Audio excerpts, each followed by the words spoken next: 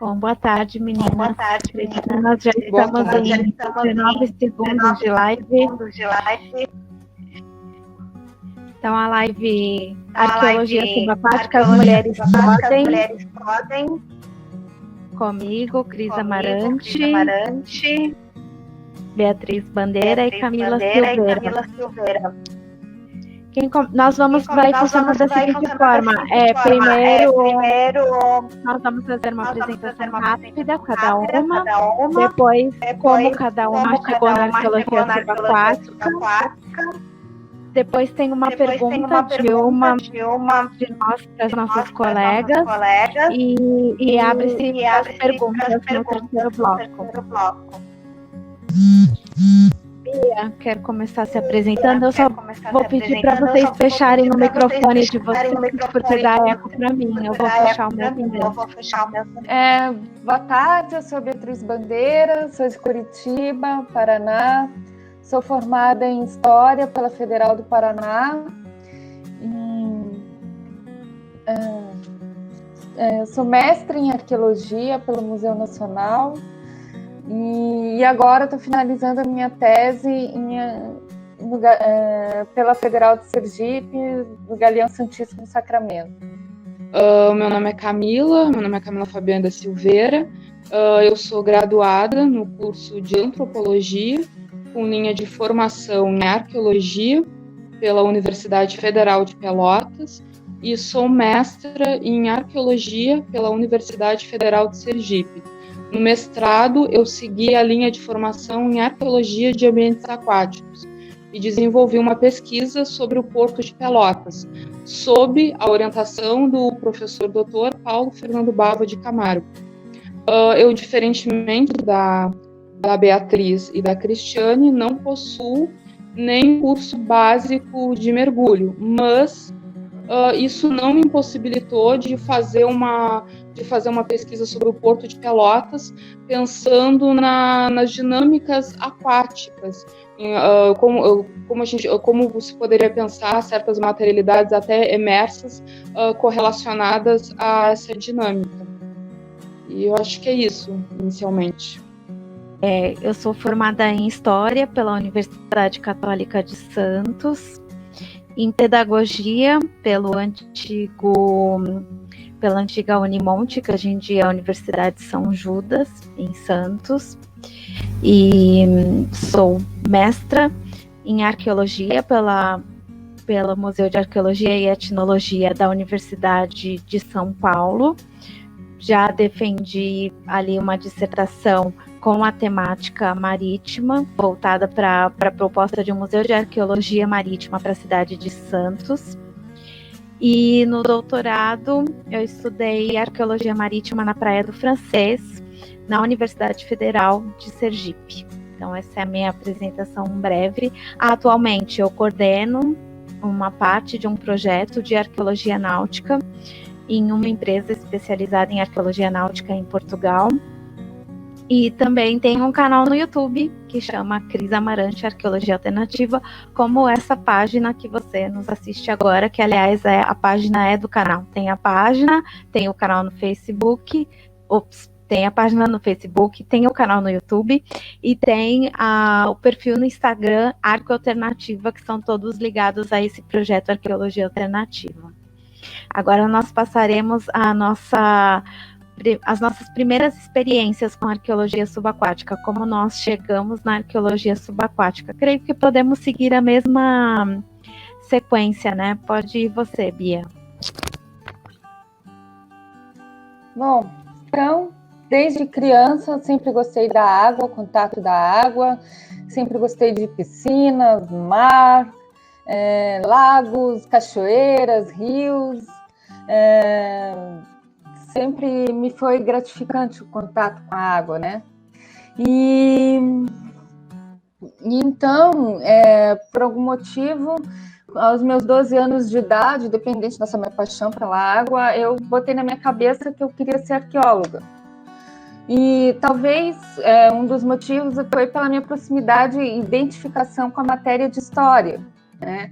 gostava, me fascinava o estudar das causas e consequências, né? E saber esse processo de causa e consequência através do passado. O passado era uma coisa que sempre, algo que sempre me fascinou. Estar em contato com pessoas mais velhas, ouvir suas experiências de vida, isso é algo assim que me sensibiliza. E então eu decidi fazer a graduação de História, mas já sabendo que na época, em 2000, 2001, a Universidade Estácio de Sá havia recém fechado o curso de Arqueologia. Sabia que já existia o curso de graduação na PUC de Goiás, em Arqueologia, mas sabia que um caminho que era comum ser seguido para chegar à Arqueologia era só como pós-graduação. E você poderia fazer qualquer outra universidade. Então, você poderia fazer História, graduação, né? História, Ciências Sociais, Geografia, mas eu optei por História. E logo no meu primeiro ano de faculdade, eu a universidade entrou em greve, né? Várias universidades federais entraram em greve, foi uma greve um pouco longa. E nesse momento de greve, eu vi uma chamada, um cartaz pela internet, no MAI da USP, um curso de extensão de Arqueologia Subaquática, oferecido por Gilson Rambelli, Paulo Bava e Flávio Calippo. E eu, como sempre gostei de água, fiquei curiosa para saber o que seria arqueologia subaquática, né? E então, fui para São Paulo e fui fazer o curso e gostei muito. E me sensibilizei muito pela questão da importância da preservação do patrimônio cultural subaquático e porque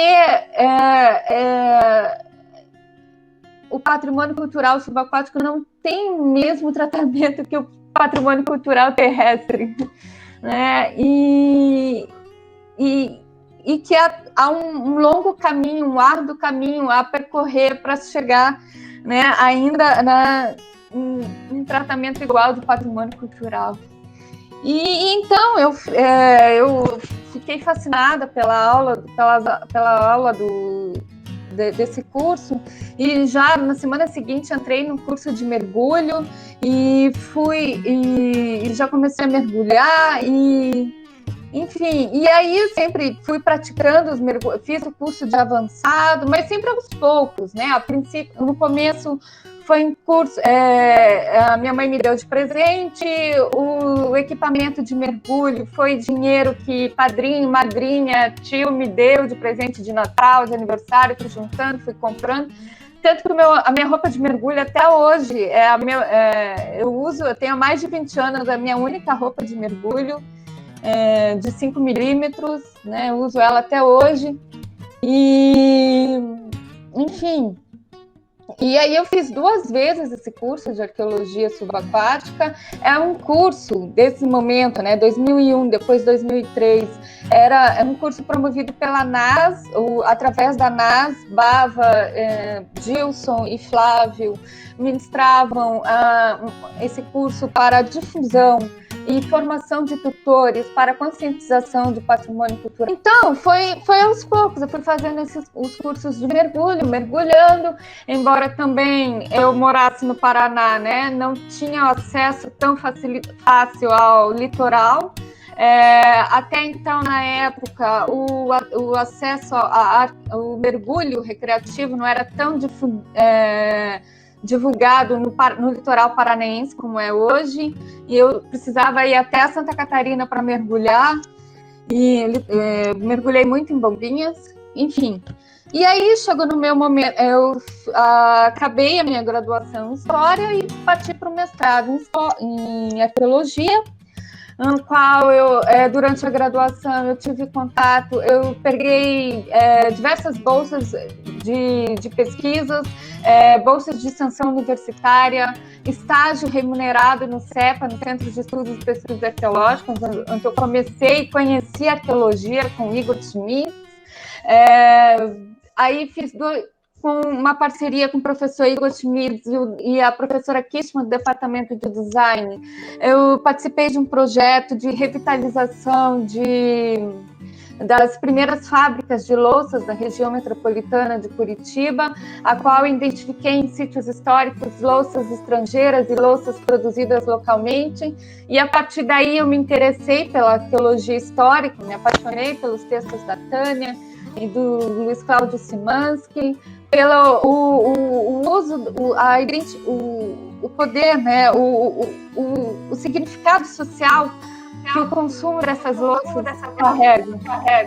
E eu me atraiu bastante. E assim foi. E ao mesmo tempo também batia junto comigo, no meu coração, o patrimônio cultural subaquático, né? E como juntar os dois, né? O terrestre e o subaquático, enfim. E aí, eu fui para o Rio de Janeiro, e fui fazer o mestrado. Minha mãe faleceu. Aí eu levei 2 anos para entrar no mestrado. E depois, depois entrando no mestrado, vendo que era uma coleção muito grande, a coleção do Paço Imperial para ser estudada, eu acabei levando 3 anos para estudar e concluir a pesquisa, 5.050 fragmentos. Eu não peguei bolsa de estudos por causa dessa grande coleção que eu estudei.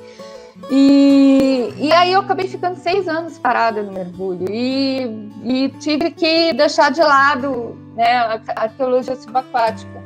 E aí, depois que quando eu finalmente comecei a trabalhar com o meu título de arqueóloga, comecei a pegar contrato, eu comecei a pagar os meus cursos de mergulho. E assim foi. E desde 2012, que aí eu comecei a levar o mergulho mais a sério, registrar todos os mergulhos, eu já tinha o avançado, já tinha mais de 25, só que eu estava parada. Então, se você não pratica o mergulho, você fica parada, você perde a habilidade da prática do mergulho. Isso é extremamente importante. Não basta só mergulhar e ter as certificadoras não, você tem que estar constantemente mergulhando, você tem que pagar a logística e participar. Isso, né? Embora na época, quando eu fiz o mestrado, já estava acontecendo na Universidade Federal de Sergipe a formação de arqueólogos mergulhadores, de estudantes de arqueologia mergulho. Mas, assim, dentro das minhas condições, das possibilidades, eu não ia sair. E eu estava ali pintando, brotando as oportunidades profissionais da arqueologia de contrato.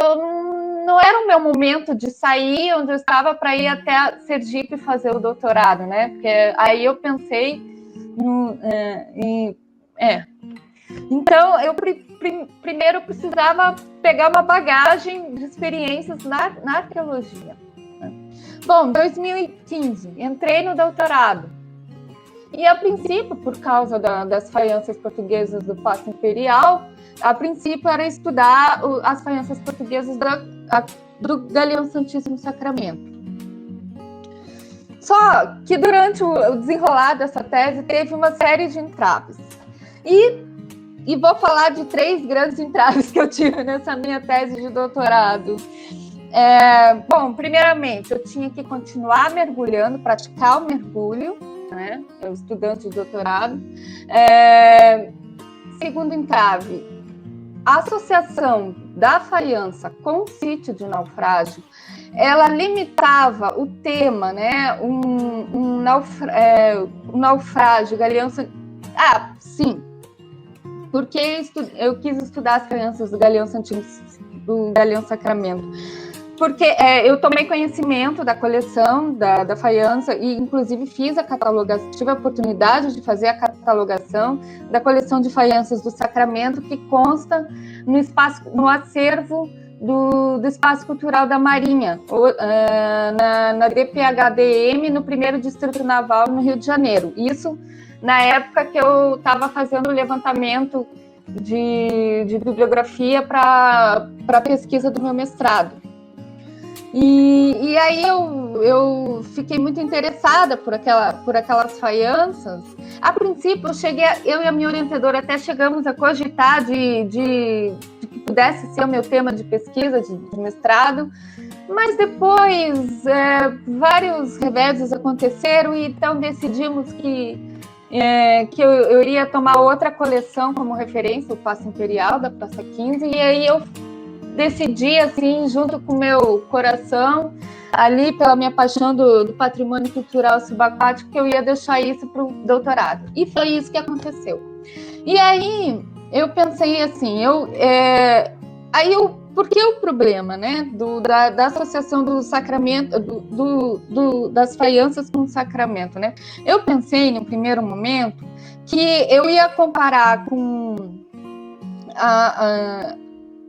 através de uma mesma variabilidade estilística e morfológica das faianças do sacramento com outras faianças de contextos terrestres, comparando, através da interpretação dos contextos deposicionais e terrestres, eu poderia buscar respostas sobre as faianças do Galeão-Sacramento, se eram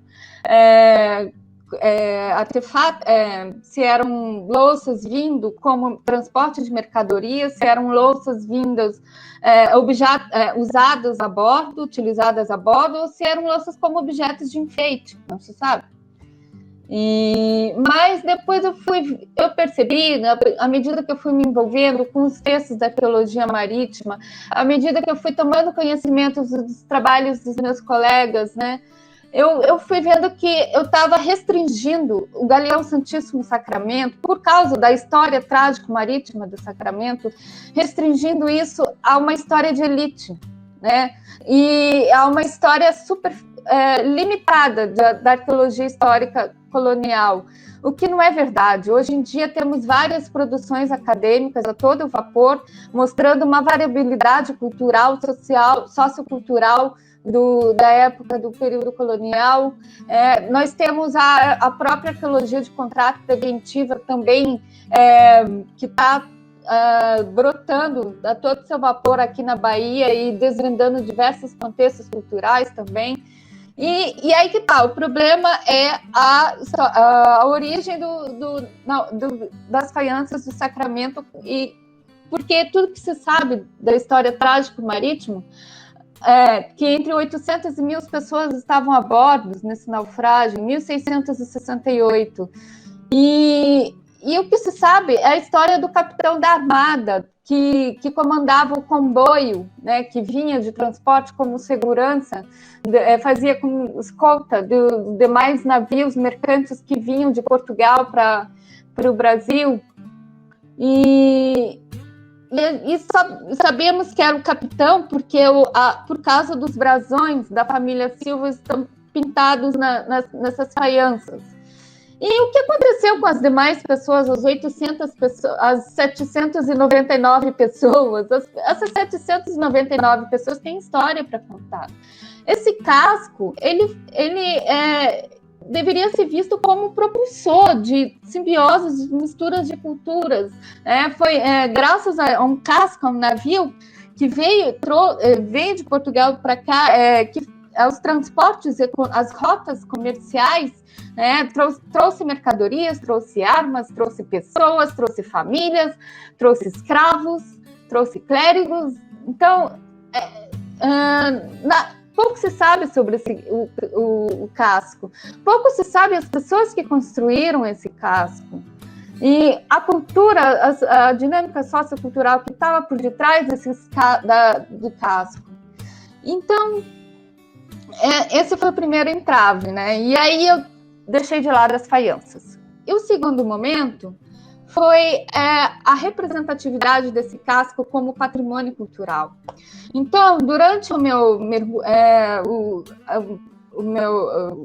o doutorado, porque eu estava trabalhando no IFAM, eu assumi a carga técnica, a vaga de arqueólogo técnico temporário no IPHAN, na Bahia. E aí eu mergulhava sempre, né, para justamente manter a minha flutuabilidade, para justamente manter uma segurança de mergulho, né, e nessa quantidade de mergulhos que eu fui praticando, eu tomei conhecimento da pouquíssima representatividade do patrimônio cultural que o Sacramento e demais outros sítios de naufrágio possuem. Só agora, assim, eu digo assim, uma margem de 5 anos, que está se produzindo pesquisas acadêmicas sobre esses sítios de naufrágios aqui na Bahia. E esses sítios de naufrágios aqui na Bahia, eles são importantes polos, eles atraem o turismo subaquático e inclusive é importante economicamente para o Estado. Só que há muita pouca representatividade patrimonial cultural. E aí, e um outro entrave que também foi uma solução, a falta de arqueólogos mergulhadores para me auxiliar nas pesquisas de campo para fazer o registro do sítio. Uma vez que daí eu tomei como importância que eu deveria focar só no sítio de naufrágio, né, e deixar de lado as faianças, né? A partir de uma releitura de tudo que foi feito sobre o Sacramento, né, de pesquisas que já foram feitas, como a pesquisa do Ulisses Pernambucano, de Melo Neto, em 76, em conjunto com a equipe de mergulhadores da Marinha, e depois as pesquisas posteriores do Rodrigo Torres, no qual acho que também foi um trabalho pioneiro para a arqueologia subaquática, para o patrimônio cultural subaquático, o trabalho do Rodrigo, que foi em 2015, 2016, ele desenvolveu um projeto de pós-doc aqui, no projeto Observa Bahia, pela Federal da Bahia, onde ele fez uma análise de vários sítios de naufrágio como potencial de turismo sustentável, como viabilizar um turismo sustentável interagindo com as operadoras, com as escolas de mergulhos e agências de operação de mergulho, e mais isso. E aí depois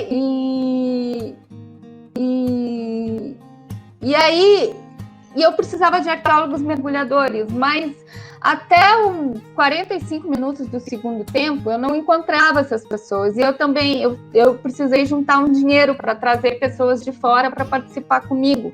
Porque a questão há arqueólogos mergulhadores, a UFES disponibiliza, a UFPE também tem, a UFPI, né? Só que aí que eu vou chegar até lá.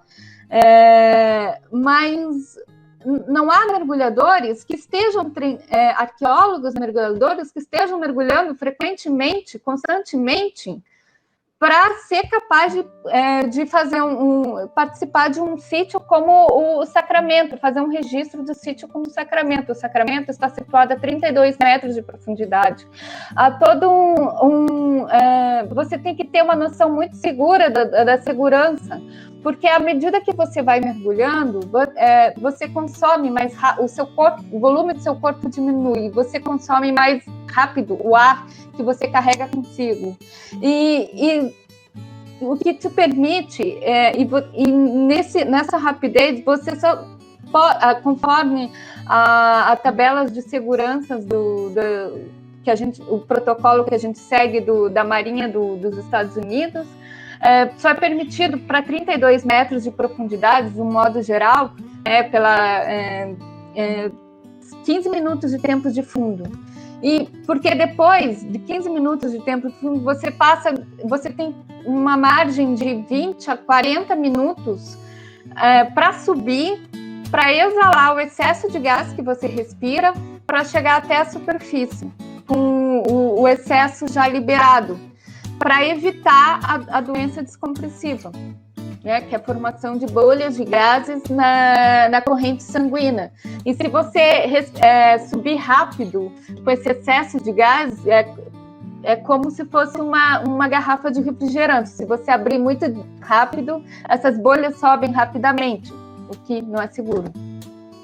Bem, e eu não tinha. Então, só que aí foi assim, a minha solução também, apesar de não ter arqueólogos subaquáticos, justamente foi uma solução, uma maneira de, na prática, sensibilizar a importância da preservação do patrimônio cultural. Eu tive apoio e ajuda de instrutores mergulhadores recreativos. E entre eles, um especial carinho com Jornada e a Vani Oliveira, representante, um dos representantes da NAUI, né? O Oswaldo Delcima Monteiro, e que junto com eles, né, e depois, no final, no segundo mergulho, na segunda etapa de mergulho, quando já havia sido feita a limitação do campo, aí veio o professor Flávio Calipo, que se ofereceu como estagiário da minha pesquisa, e trouxe junto com ele o instrutor de mergulho Marcos Davis, Braga, que um grande instrutor que é estudante de ciências do mar, mestrando em ciências do mar, e está sendo orientado pelo Flávio Calipo, que foi, nossa, a ajuda dele foi muito bacana, foi fundamental para o desenvolvimento da minha pesquisa. E de coração veio o queridão, eu trouxe o Júlio César Marins, porque por causa da quantidade de mergulhos que ele já tinha feito, Júlio César Marins, graduando da UERJ, também está ali na batalha, no sufoco ali, sempre que pode mergulha, estuda, trabalha, né, e sou muito fã dele. E aí é isso, eu chamei, só que isso foi numa segunda etapa, né, no final. Enfim, e aí é que acho que eu já devo ter estourado aqui uns 15 minutos, gente. Qualquer coisa, por favor, me falem. Cris?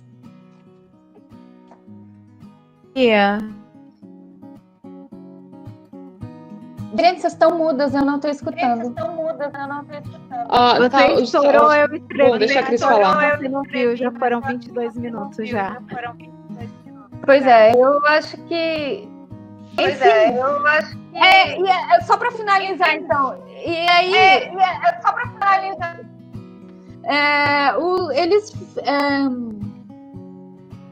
Eu não tive...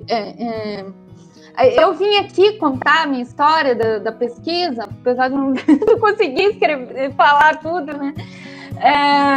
Porque para chamar a atenção dos estudantes, aqueles que estão interessados em arqueologia subaquática, para fazer um curso e para, se possível, terem uma constância de mergulhos, porque a gente está precisando. Mas, ao mesmo tempo, eu só tenho a agradecer os mergulhadores, né, os instrutores de mergulho, que me ajudaram muito. Eu estou muito grata, estou finalizando o croquis, os registros da pesquisa, e eu estou, assim, muito... Tá sendo lindo o que eu estou vendo, porque está saindo justamente aquilo que a gente viu e registrou, sabe? Está muito legal. E aí... E também a NAUI, né, assim como outras credenciadoras também possuem, mas a NAUI, ela possui o curso, a especialidade de arqueologia subaquática. Gostaria que os mergulhadores também, se caso se interessem, né, em fazer o curso de arqueologia subaquática ministrado pelo próprio professor Gilson Rambelli,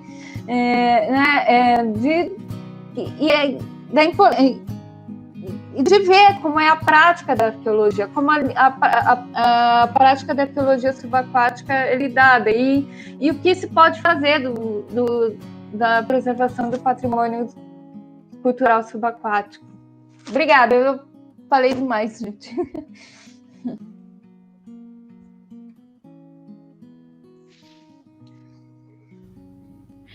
A minha pergunta ia ser sobre o sacramento. Mas tudo bem. Que legal que você se empolgou e falou animada. Certíssima. Eu considero a pesquisa da Bia uma... Ai, menina, o microfone de vocês dá um retorno de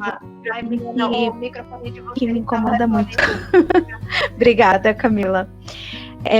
Então, considero muito importante a pesquisa da Bia. Nos bastidores nós conversamos sobre isso, que o quanto ela, há 15 anos, eu fiz as contas outro dia, quase 15 anos a Bia desenvolve essa pesquisa com o Galeão Sacramento, como ela contou, primeiro com a faiança, mas teve os mergulhos e várias histórias e passou pelo mestrado, que foi sobre outra coisa, mas ela sempre teve com o Galeão Sacramento, embora tenha feito um mestrado em outra coisa.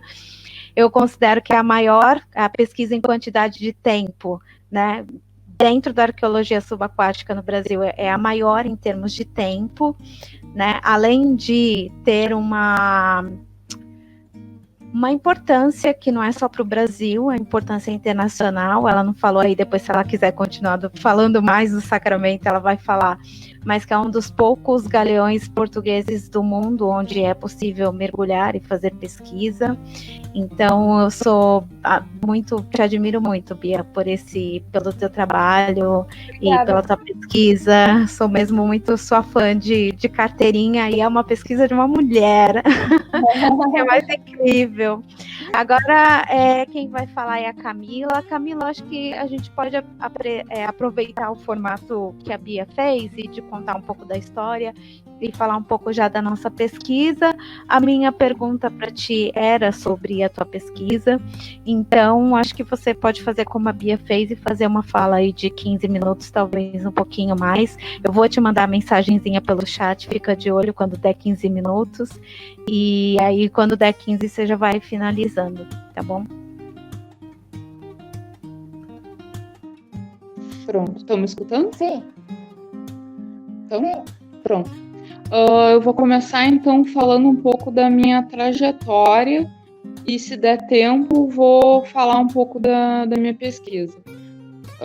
Bom, meu primeiro interesse por uma arqueologia que pensa as águas ocorreu ainda na graduação, mais especificamente no ano de 2013. No ano de 2013, um professor docente da Universidade Federal de Pelotas, o professor Lúcio Menezes Ferreira, me convidou para fazer parte de um projeto dele, me ofereceu uma pesquisa vinculada ao projeto dele, mais especificamente ao projeto dele que ele coordenava, na verdade eu não sei se ele ainda coordena, designado, abre aspas, o Pampa Negro, Arqueologia da Escravidão na região meridional do Rio Grande do Sul, 1780 até 1888, fecha aspas.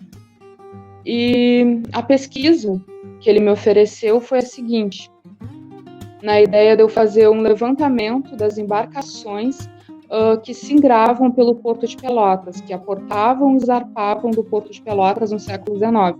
Bom, aceitei a pesquisa, porque ela seria para os dados que eu coletasse, eu empregaria na minha monografia, mas também me chamou a atenção porque era uma história da cidade de Pelotas e eu queria contribuir para essa história, porque eu sou pelotense e queria dar minha contribuição.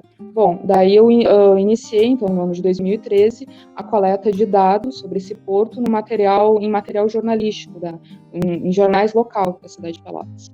E eu passei um ano, eu transcorri um ano lá na coleta de dados sobre essa dinâmica portuária. E acabei, no decorrer dessa pesquisa, me deparando com outros materiais sobre o porto, e daí passou um ano, chegou o momento de eu sentar e escrever sobre esse porto. E nesse momento de sentar, escrever, analisar, eu me deparei que eu estava entrando em outra arqueologia, que na época eu acreditava que seria uma arqueologia subaquática. Daí eu fui atrás do docente para ver se ele me proporcionaria um rol de leituras ou materiais de leituras que falassem sobre essa arqueologia. E o professor me alegou que ele desconhecia essa arqueologia, que ele não seria capaz de me orientar. Como eu estava com o tempo ali estipulado para concluir o curso, eu optei por fazer o seguinte: não, eu vou terminar esse trabalho agora, a partir das perspectivas que eu estou trabalhando, mais um lado da arqueologia histórica, e depois, num segundo momento, depois de formada, eu vou atrás dessas arqueologias, que é o que de fato eu fiz. Eu concluí a graduação e fui atrás dessas arqueologias. Bom, ao fazer um levantamento de materiais que discorrem sobre essa arqueologia, eu me deparei com os trabalhos do Gilson Rambelli, do Paulo Bava de Camargo, do Leandro Duran, e com materiais a âmbito internacional que discorrem acerca da história dessa arqueologia, da arqueologia marítima, da arqueologia náutica, da arqueologia subaquática. Centrando nesses professores que estão localizados no Brasil, que trabalharam com a difusão dessa área no Brasil, eu notei que a maior parte do corpo docente dessa área estavam alocados lá na Universidade Federal do Sergipe. Daí, a partir disso, eu comecei a pesquisar mais sobre esse curso na universidade. Eu a pesquisar sobre o PROARC. Fui na página, fiz levantamento de grade curricular, tanto do PROARC como da graduação. Observei que tanto na pós-graduação como na graduação eles ofertam disciplinas pensando essa arqueologia, para abordar essa arqueologia, me chamou a atenção. Além disso, notei que eles ofertam eventos também para discutir essa arqueologia, que às vezes acontece paralelamente cursos para preparar essas pessoas para atuar em meio às águas, com um olhar arqueológico. Isso me chamou muito a atenção. Eu pensei, nossa, eu preciso ir para Aracaju. Eu quero me tornar uma aluna da UFES, porque lá pode me proporcionar essa capacitação que eu estou me interessando. Então, assim, no ano de 2015, eu não consegui concretizar esse sonho, porque eu consegui trabalhos bem pontuais dentro da arqueologia, então não consegui a quantia suficiente para me deslocar até lá. Já no ano de 2016, eu consegui me planejar melhor financeiramente. Eu deixei de lado a arqueologia, vou pegar um outro trabalho, que também estava vinculado à pesquisa, mas um outro tipo de pesquisa fora da arqueologia. Vou pegar outro trabalho que me proporciona um valor, mais ou menos, que eu sei quanto mais ou menos que eu posso ganhar por mês, para eu conseguir juntar, de fato, para me deslocar até Aracaju. E no ano de 2016, trabalhando, estudando, eu consegui realizar esse sonho, que na verdade também não devo só ir. Claro que foi fundamental o trabalho. Se não tivesse trabalho, eu não teria conseguido me deslocar, mas teve outros fatores também relevantes que me ajudaram muito. A Beatriz, eu conheci a Beatriz de uma forma virtual nesse meio tempo, ela me estimulou muito para que eu fosse para Aracaju, para que eu concretizasse esses sonhos. Inclusive, ela ficou a par das minhas dificuldades financeiras, de que como tinha receio de não conseguir concretizar isso. Nesse meio tempo, eu também busquei contato com o professor Paulo Bava de Camargo, que ele também foi muito solícito comigo, atendia meus e-mails, me respondia, começou a me orientar, ainda eu nem sendo aluna da UFES, de fato. E isso tudo contribuiu para que, de fato, eu ingressasse na UFES.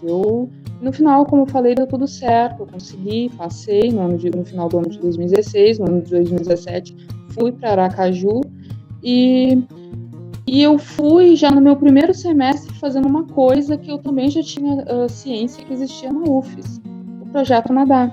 É um projeto vinculado, um projeto de extensão, até onde eu sei, vinculado ao Departamento de Educação Física da UFES. Bom, por que eu fui buscar esse projeto? Porque eu me interessei por essa arqueologia sem saber nadar. Eu, diferentemente da Bia, eu na minha infância, eu não tive um contato com as águas. Eu não ia, aqui em Pelotas tem uma praia de lagoa. Eu não ia para essa praia de lagoa, eu não ia para a praia do Cassino. Aliás, eu não conheço a praia do Cassino até o dia de hoje. Não fazia parte da minha realidade, então eu não sabia nadar. Aliás, eu tinha um pânico de chegar nas margens, até de um rio. Tinha pânico de subir numa ponte e eu queria buscar esse contato com as águas. Eu queria perder esse pânico, eu queria aprender a mergulhar. E só que, infelizmente, por um mestrado durar apenas 2 anos, eu acabei só, digamos que, me relacionando, aprendendo um pouco. É que assim, de fato, aprender a nadar, eu não consegui ainda, mas eu perdi o pânico das águas nessas aulas de natação.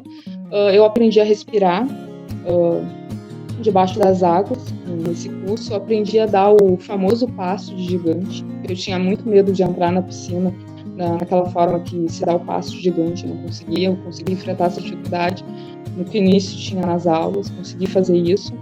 E essas aulas foram super relevantes para mim e desejo muito agora no doutorado prosseguir sendo aluna da UFES e desejo muito que concretizar também esse sonho de conseguir fazer um curso básico, um curso avançado de mergulho e conseguir também fazer alguma coisa conseguir fazer algum trabalho correlacionado à arqueologia subaquática também. E é isso. Cris? Tô aqui, Camila. Pronto.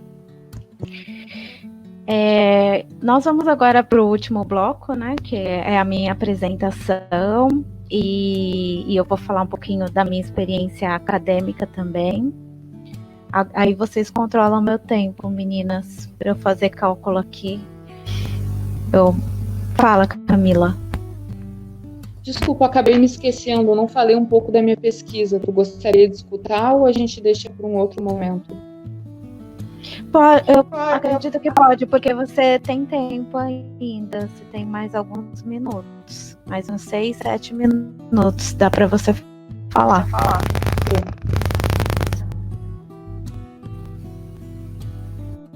Tá, então, falando um pouco da minha pesquisa. Bom, eu fiz uma arqueologia do Porto de Pelotas, ou seja, seguindo aquela ideia da arqueologia do Porto, que o Paulo Bava de Camargo desenvolveu. Eu busquei compreender como esse porto foi sendo constituído desde 1870 até 1940, as transformações materiais, transformações funcionais, transformações econômicas pelas quais eles foi passando.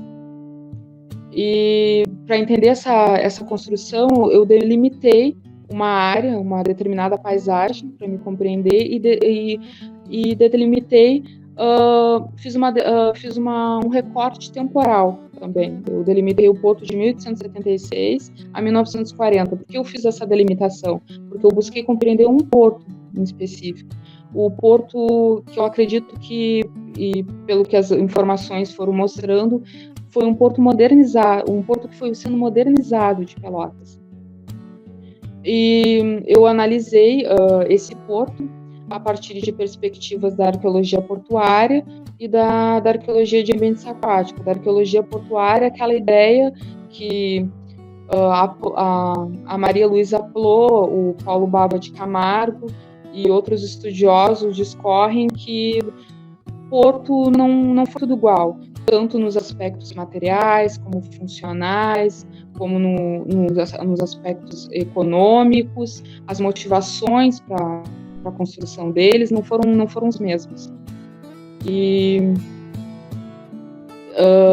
tentei mais ou menos isso, tá? Quanto à arqueologia de ambientes aquáticos, bom, busquei aquelas materialidades, entender aquelas materialidades associadas, que poderiam estar associadas as interações das pessoas com os meios aquáticos. Nisso eu fiz um levantamento de materialidades a partir de fontes documentais e também em campo, mas nada numa prática invasiva, apenas em campo fazendo registros fotográficos, fazendo registro via GPS, na ideia de um levantamento arqueológico de superfície sem nenhum tipo de intervenção na paisagem. E entre esses dados eu pensei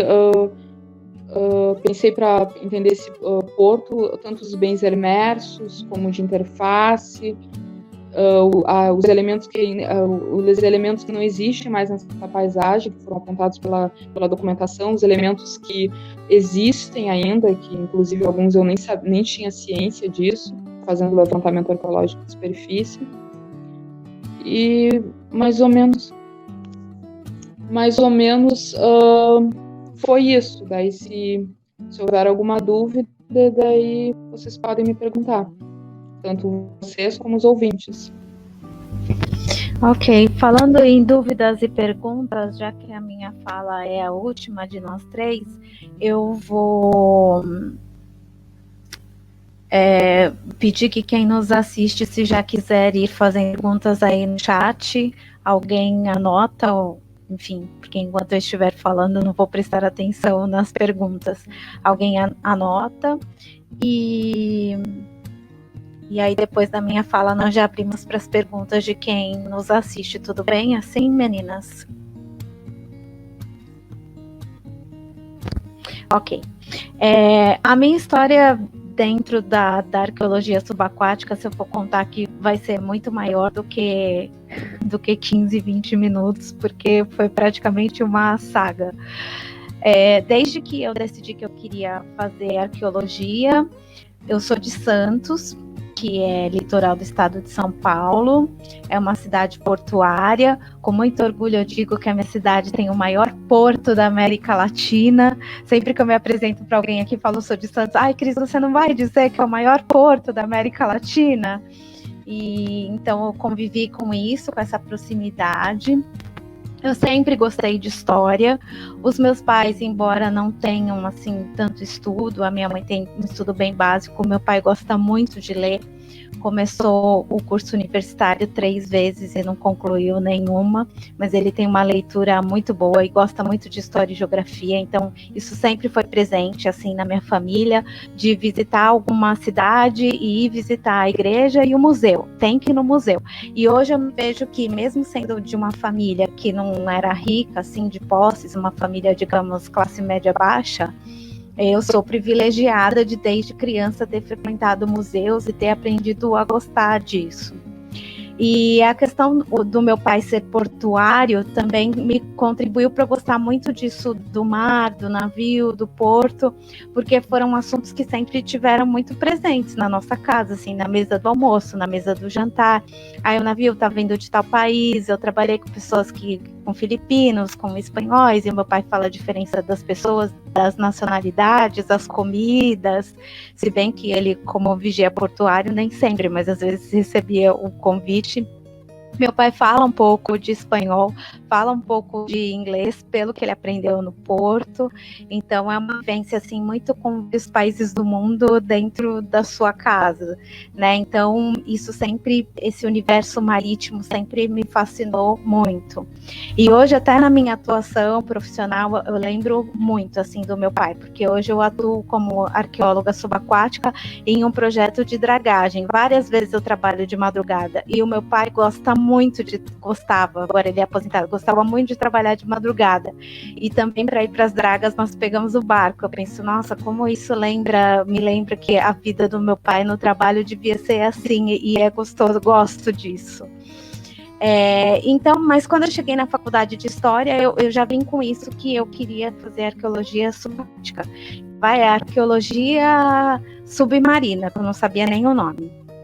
E daí, na época, em 98, a professora Eliette falou, mas isso é muito distante, só 2 arqueólogos são, eles falam inglês, falam francês, foram estudar fora do Brasil.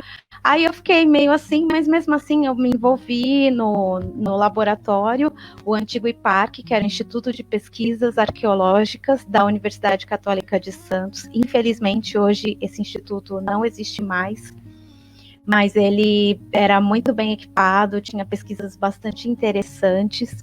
E depois de formada, aí eu me formei em 2002, eu me continuei envolvida com o laboratório como voluntária. Aliás, eu acredito que eu me envolvi com o laboratório, com o Instituto, com o IPARC, mais depois de formada do que enquanto eu estava na graduação, porque depois de formada que eu falei, eu quero mesmo arqueologia. E a professora Eliette foi bastante paciente assim comigo, ela se encontrava, ela percebeu que eu gostava e me dava até umas aulas meio que assim como que particulares. Nós fizemos uma parceria. Aí na época eu não era mais professora, porque eu fui professora, tive uma história na educação, eu fui professora de crianças durante 8 anos, eu trabalhei com formação de professores na Secretaria Municipal de Educação de Santos, no município, eu era funcionária pública. Eu trabalhei depois com meio ambiente no Jardim Botânico Municipal de Santos, e todo esse período, que depois somando dá 18 anos, todo esse período eu queria ser arqueóloga subaquática. Então, assim, corri atrás disso. E aí, na época, 2004, eu era casada ainda, e o pai dos meus filhos, né, disse assim, tem um pessoal estudando arqueologia subaquática. Ele era jornalista, enfim, muito interessado, e achou uma matéria. Na época, é muito doida essa história, porque ele achou uma matéria sobre a UNG Barra Sul, e um projeto lá em Santa Catarina. Só que quando nós fomos pesquisar na internet, e pensa a internet em 2004, não era a internet hoje que você tem vídeo do YouTube, tem nós aqui falando, tem vários arqueólogos e arqueólogas, não tinha quase nada. Mas tinha sim, tinha o site do SEANS, que foi organizado pela jornalista Glória Tega. Então, pelo site do SEANS, ele falou, tem o Gilson Rambelli, um arqueólogo que está trabalhando com isso, e aí vimos o Paulo Bava de Camargo, o Flávio Calipo, o Leandro Duran, conhecemos os textos que tinham ali no site do SEANS. E foi muito engraçado que comentei isso com a professora Eliette, e ela falou, o Gilson Rambelli vem aqui. E foi ela que me apresentou ao Gilson Rambelli pessoalmente, lá em Santos, porque ele ia dar uma disciplina no curso de patrimônio, junto com Bava e Duran, não sei se Calipo dava essa disciplina, e daí eu tive esse primeiro contato com eles. Em 2005, eu fui na SAB, de Mato Grosso, que teve o simpósio de arqueologia subaquática. Aliás, eu fui nessa SAB só por causa do simpósio, eu queria ir no simpósio. E foi incrível, assim, porque estava lá, era um simpósio internacional, tinha o Robert Grenier, tinha do Canadá, tinha o Francisco Alves, daqui de Portugal, a Pilar Luna, do México, e acho que foi a primeira arqueóloga subaquática mulher que eu vi na vida, foi a Pilar Luna, e assim, para mim foi uau, e ela pesquisando cenotes e mostrando os vídeos da National Geographic sobre os cenotes, meu Deus, que coisa maravilhosa, foi muito bom para mim, aquele encontro. E daí voltei e queria estudar arqueologia. Na época eu fazia aula de uma pós-graduação em Ciências Humanas em São Paulo, e eu tinha aula de arqueologia com Pedro Paulo Funari. E aí, quando o Pedro Paulo Funari, eu queria falar com ele para ele me orientar, porque eu já queria arqueologia. Na verdade, eu não tinha coragem de entrar direto no mestrado. Então, entrei e tal, e aí ele foi... Eu vou resumir a história, porque eu fiquei vários dias para falar com ele, eu só falei com ele assim no último momento do congresso, e ele me aceitou me orientar. E então, o Funari foi o primeiro arqueólogo a me incentivar a ser arqueóloga, assim, de verdade, do tipo, faça um mestrado. E ele me convidou para ser aluna dele, no curso de arqueologia pública, era uma disciplina que ele dava na Unicamp, e que, olha que coisa maluca, ele dava essa disciplina junto com o Gilson, e ele falou assim para mim, não sei se você vai gostar, você faz a disciplina, mas eu não vou poder dar todas as aulas, e eu vou dividir essa disciplina com o Gilson Rambelli. Eu lembro que eu pensei assim, gente, tudo que eu queria, eu vou ter aula com o Gilson na Unicamp, e foi muito demais também isso. E aí depois foi toda uma trajetória, eu entrei no mestrado depois, que eu também vou encurtar a história, que é gigantesca, também é uma saga. Eu entrei no mestrado em arqueologia no MAI USP e fui orientada pela Marília Cury. E eu sou assim muito grata por essa orientação da Marília, porque para quem não sabe, antes, agora não é mais assim o processo do MAI USP, mas você precisava de uma carta para fazer a prova. E para mim foi muito sofrido conseguir essa carta. Mas enfim, a Marília me aceitou. Eu vou contar aqui a história, porque assim, já que estamos falando de arqueóloga mulher, e as pessoas não têm noção de dificuldades ou desafios que nós passamos por sermos mulher. E aí, assim, porque é igual, não é. A Marília me aceitou numa situação assim. Ela me chamou para conversar numa coisa que eu considero um milagre, porque foi um congresso que eu não fui. E a Adriana Negreiros, que é minha amiga, foi no congresso, ela lembrou da Adriana, lembrou de mim, e falou, eu quero conversar com a Cris, em relação a essa questão da carta, do mestrado e tal. E aí eu fui para São Paulo, a Adriana Negreiros, que é minha amiga, que é arqueóloga agora também, nós fizemos um mestrado juntas na USP, foi dirigindo, ela tinha muito medo, por quê? Porque eu estava grávida do meu segundo filho, do Vinícius. E o Vinícius nasceu no dia 28 de novembro. E eu conversei com a Marília, era dia 8 de novembro. Então faltava 20 dias para ele nascer. Por que eu digo que essa história da questão mulher teve muito a ver? Aí eu conversei com ela, ela falou assim, você quer? Aí eu olhei assim para minha barriga, falei, Marília, você tá vendo, né? Tô grávida, eu vou ganhar um bebê. Isso era novembro, o processo seletivo do MAI costuma ser do mês de maio.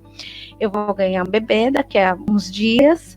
E então, a Marília fez uma pergunta, a gente já se emocionou, assim, lembrando essa história. Eu não vou chorar aqui porque eu sou uma chorona. Mas ela falou assim, você quer?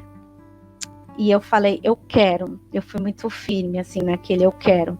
E ela me disse uma coisa que foi muito interessante, foi isso mesmo. Ela falou, então primeiro o seu bebê vai nascer, você vai cuidar dele, e depois quando ele estiver um pouquinho maiorzinho, você dá mamar para ele num peito, e no outro, você com a outra mão, você escreve. E foi exatamente assim, no primeiro mês eu não conseguia, foi uma cesariana, não conseguia escrever nada e o bebê é muito pequeno, mas quando o Vinícius tinha um mês e pouquinho, eu já comecei a escrever o projeto. Eu ia para os encontros de família, churrasco, essas coisas, eu levava o meu filho e levava os livros de arqueologia para estudar para a prova do mestrado. É uma prova muito difícil a da USP, quem conhece. E daí, o dia que eu fui fazer a prova, o meu filho tinha 4 meses só. A minha mãe foi comigo. Olha a questão da mulher, né? A minha mãe me apoia muito que eu estude. Embora a minha família não entenda muito a minha mudança de profissão, de ter largado os meus 18 anos de funcionária pública, mas em relação a estudar, eles sempre valorizaram isso. O meu pai e a minha mãe. E daí ela foi comigo para fazer a prova. Eu lembro que a prova de inglês foram 2 horas, eu dei mamar para ele, fiz a prova, foi tranquilo. Depois, a prova teórica eram 4 horas. O menino mamava de 2 em 2 horas. Mas, gente, me perguntaram, você pensou no seu filho em algum momento de prova? Não, porque era tanta coisa para escrever que eu acho que eu nem lembrei que ele existia. Eu tinha que escrever. E só para dizer aqui, não é para me exibir, mas eu tirei nota 10. Por que eu falo 10? Porque eu vim de uma universidade privada e muitas vezes o professor da universidade pública olha o aluno da universidade privada para orientar com uma certa desconfiança, tipo, vai dar conta de uma pesquisa acadêmica aqui? E então, por que eu falo do 10, assim? Porque eu demorei tanto tempo para conseguir aquela carta, ou seja, eu tinha a capacidade de entrar e de fazer, até que fiz e concluir o meu mestrado ali na USP. Resumindo, no final, fiz a pesquisa, propus um museu de arqueologia marítima para a cidade de Santos, a Marília foi excelente. O Gilson Rambelli esteve na minha banca de mestrado, e aliás, as palavras que o Gilson Rambelli e o Funari me disseram ali naquele momento foi muito importante para eu continuar minha trajetória, minha carreira acadêmica, porque eles disseram, você tem que continuar. E para mim, assim, não era qualquer pessoa, era Marília Cury, Pedro Paulo Funari e Gilson Rambelli dizendo para mim, você tem que continuar a sua pesquisa. Então isso foi muito marcante assim na minha vida. E aí depois daquilo eu fiz a prova, aí a Bia, né, acompanhou um pouco do nosso, e entramos juntos no doutorado, e eu larguei os 18 anos lá de prefeitura e me mudei para Sergipe com os meus 2 filhos, a Mariana e o Vinícius. E que é interessante também, porque embora eles sejam crianças, né, hoje a Mariana já vai fazer 18 e o Vinícius 10, mas na época que eu mudei para Sergipe a Mariana tinha 12, mas os meus filhos, mesmo quando eles começam a entender, eles sempre me estimulam a continuar estudando e continuar nos sonhos de estudo e tal. Então isso é muito, muito legal. Eles são assim os meus fãs número 1 de carteirinha. Vai mãe pro YouTube. Eu entrei no YouTube, é Mariana e Vinícius, sabe? Porque o primeiro, que é esse raio de YouTube? Entra lá, faz um canal, fala de arqueologia, meu Deus! E daí fui para Sergipe, então.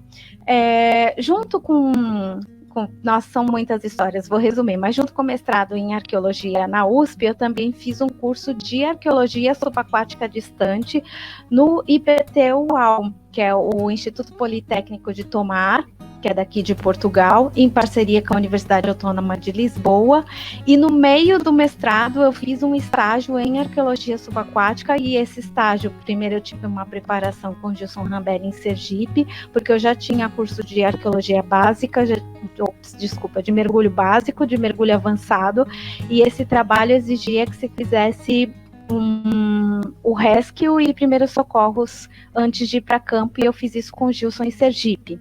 E depois eu fui ficar 15 dias na Bahia para fazer esse estágio, que era um projeto da TRBA, da Petrobras, a empresa, acho que era Acervo Cultural, Bia, depois você me corrige lá, onde o Viva tinha participação.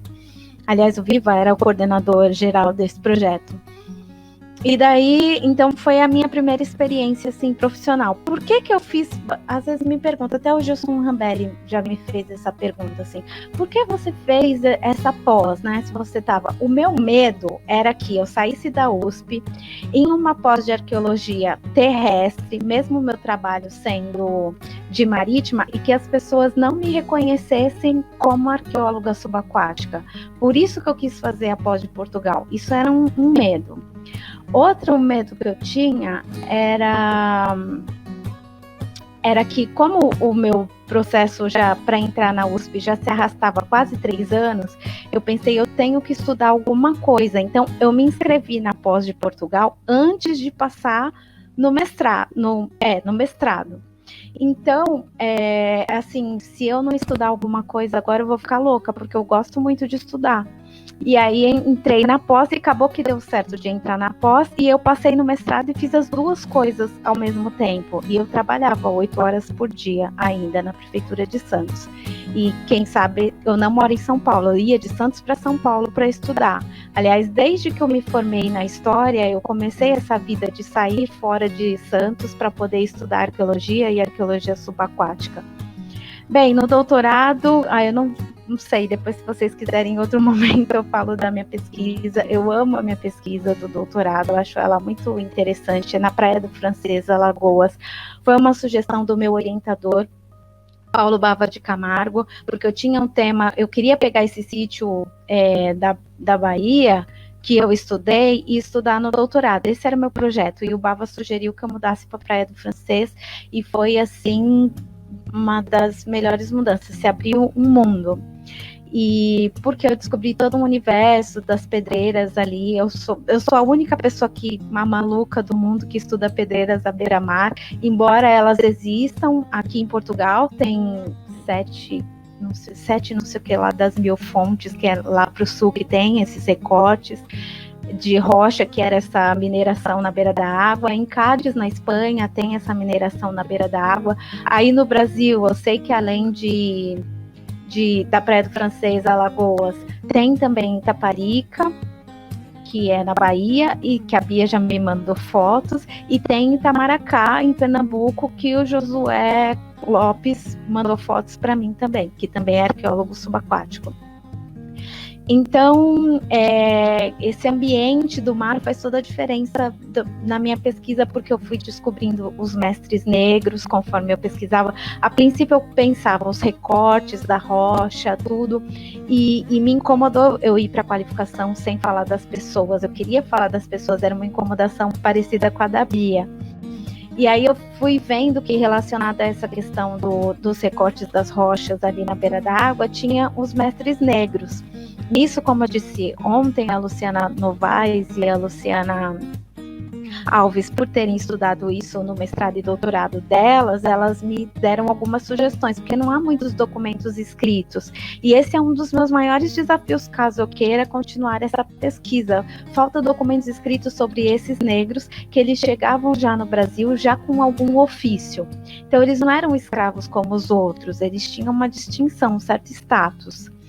E então, e não tem nada registrado sobre isso. Então, um livro que até o Felipe Dantas, que é arqueólogo subaquático também, me emprestou um livro do Geraldo Silva, que chama A Faina, a Festa e o Rito. Me abriu muito, porque o livro conta mais sobre esses mestres de ofício, e o Geraldo Silva afirma que eles tinham um papel de destaque social. E ontem saiu uma notícia que eu estou super feliz: vai ter a escavação da Igreja do Rosário, Nossa Senhora do Rosário dos Pretos, em Marechal Deodoro, em Alagoas, que ela foi a evidência que eu encontrei onde mais tem essas rochas retiradas da praia. E já teve uma pesquisa anterior da Karina Miranda, só que ela escavou do lado de fora. Na minha banca de doutorado, a Luciana Novaes ainda falou: vê o trabalho da Karina. Mas assim, o trabalho da Karina, e nós até já conversamos sobre isso, eu e a Karina, por Messenger, que não diz tanta coisa assim o escravo estar do lado de fora da igreja, porque isso era comum. Agora, eles vão escavar dentro. Eu estou assim louquíssima para que encontrem os negros dentro, porque encontrar os negros só era enterrado dentro da igreja no período colonial as pessoas que tinham um status social maior, um destaque. Então, se ali dentro da Nossa Senhora do Rosário encontrarem os esqueletos dos negros, aí sim, assim, fechar com chave de ouro a minha pesquisa de doutorado. Eu estou muito animada e já quero o contato já de quem está fazendo essa pesquisa, porque eu quero, no mínimo, me manter informada do que vai sair dali. E depois eu descobri que tem um livro sobre um mestre canteiro negro, que, aliás, ele chegou pelo Porto de Santos, e ele fez muitos trabalhos na cidade de São Paulo, no século XVIII e XIX, que ele tinha o nome Tebas, e fala disso, que ele tinha esse ofício e que ele tinha um destaque social muito grande ali na cidade de São Paulo. Então isso parece que era um pouco comum, e não é contado assim nos livros de história, né? Como se fosse todo negro que chegou no Brasil era escravo, e todo escravo era tratado igual. Então a minha pesquisa mostra que haviam diferentes níveis sociais desses escravos, e eles se organizavam nessas confrarias de ofício ligadas à Igreja Católica, e principalmente a 3 ordens, que isso foi a Luciana Novaes que me explicou e me elucidou muito, que era do Rosário dos Pretos, de São Benedito e de São José. E eles ganhavam, era tipo, desculpa a comparação aqui, gente, mas era como uma maçonaria, digamos assim. Eles tinham uma força política, inclusive dentre eles, eles tinham um governador, que eles chamavam próprio, E, enfim, tem várias outras coisas. E o que o mar tem a ver com isso? E que eu escrevo isso na minha tese. Como esses negros vinham da África conhecendo bem navegação, corrente marítima e com um conhecimento muito apurado, não é um ambiente onde dá para prender o escravo dentro da senzala, porque eles conseguem fugir. E no livro do Geraldo Silva tem uma situação engraçada que ele diz que o escravo fugia e depois ele aparecia ali no mesmo lugar trabalhando como pago, e todo mundo fingia que não via, porque via que não ia adiantar prender, porque ele ia fugir. Então, a minha tese apresenta isso do mar como caminho de liberdade. E eu gosto muito disso, muito dessa ideia, e continuando essa pesquisa, eu quero continuar nessa ideia. Então, essa é a diferença. Numa pedreira terrestre, você pode até prender as pessoas, mas numa pedreira marítima, você não prende ninguém, a pessoa é livre. E isso, então, para mim, é muito apaixonante. Mas, enfim, eu já falei bastante, eu acho que eu estourei meu tempo aqui, falei 24 minutos pela minha conta. Vamos passar as perguntas, que tem várias. E quem é que vai começar com as perguntas? Quem anotou e quer falar das perguntas? Bia? Camila? Tá, eu vi aqui, eu entendi que tem várias perguntas que dá para juntar numa coisa só, que dá para responder tudo de uma vez. É que aqui no começo, a pergunta do Paulo Hargreaves, acho que um pouco do Marcos também. Eu vou começar com as várias perguntas que eles fez aqui sobre a questão se eu mergulhei com nitrox, as técnicas de pesquisas, mergulho com nitrox, e mais sobre isso, né? A parte técnica da pesquisa subaquática, eu estou entendendo mais como isso.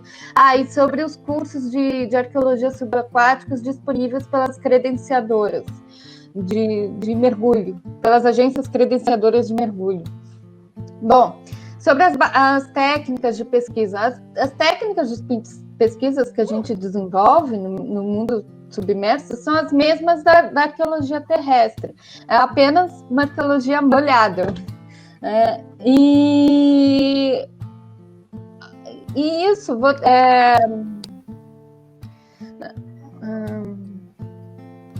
e o mergulho do nitrox, a gente não fez o mergulho de nitrox porque não havia nitrox disponível. Há uma certa carência de nitrox aqui na Bahia. Só 2 operadoras forneciam nitrox para os mergulhos, e assim, caríssimos, e não compatibilizou com os gastos da logística de campo. E eu tive uma experiência de um campo que eu participei na Espanha, no CASC, no Centro de Arqueologia Subaquática da Catalunha, onde eu participei das escavações de um barco romano situado a 26 metros de profundidade, o Golfo Ferré, muito conhecido lá, e lá eu participei um sítio escola de verão, a parte final das escavações, e ali se mergulhava tranquilamente, perfeitamente, com cilindros de 13 litros de aço e ar comprimido normal, e eu fazia 2 mergulhos por dia para as escavações, e eu não vi que seria problema fazer aplicar essa mesma metodologia, essa prática de campo aqui para o Sacramento a 32 metros. E, bom, talvez porque eu tive uma habilidade, eu fui capacitando por estar constantemente mergulhando no Sacramento ao longo de um ano. Eu fiz em torno de 58 mergulhos durante um ano no Sacramento. E o Sacramento em si foi feito foram 99 mergulhos, né, com a equipe, 58 horas de mergulho, e eu 58 aproximadamente, né? E aí eu estava bastante treinada, então para mim, mas os meus colegas que chegaram depois, tiveram algumas dificuldades de se adaptar por causa do ar comprimido, o ar normal nas profundezas, no 32 metros. Por mais um tempo limitado de 15 minutos, é difícil raciocinar lá embaixo. Então você tem que pensar muito, planejar muito como você vai mergulhar e vai fazer que atividade você vai fazer lá embaixo. E dá certo. Desde que se planeje muito bem com a dupla, como vai ser feito a pesquisa lá embaixo, é possível fazer o campo. Bom, voltando sobre os cursos de arqueologia subaquática, das credenciais, das agências de credenciadoras de mergulho, sim, existem vários cursos de arqueologia subaquática, mas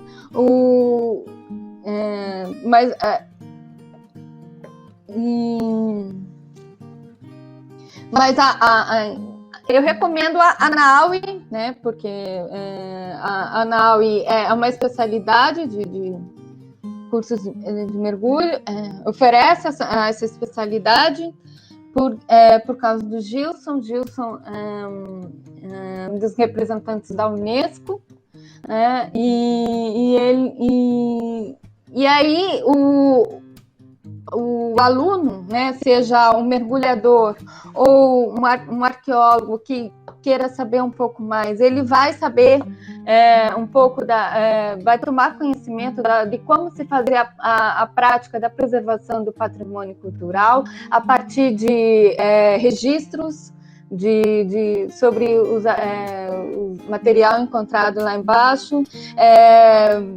São feitas aulas em piscinas, né? Você aprende a ter um olhar mais apurado sobre a conservação do patrimônio, dos vestígios arqueológicos.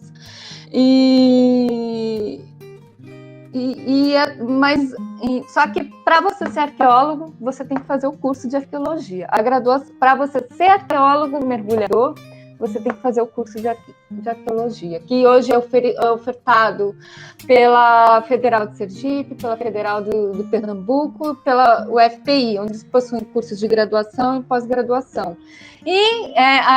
Ou você pode fazer cursos de graduação, a área que te interessar, e como especialização você vai para a arqueologia subaquática. Pronto.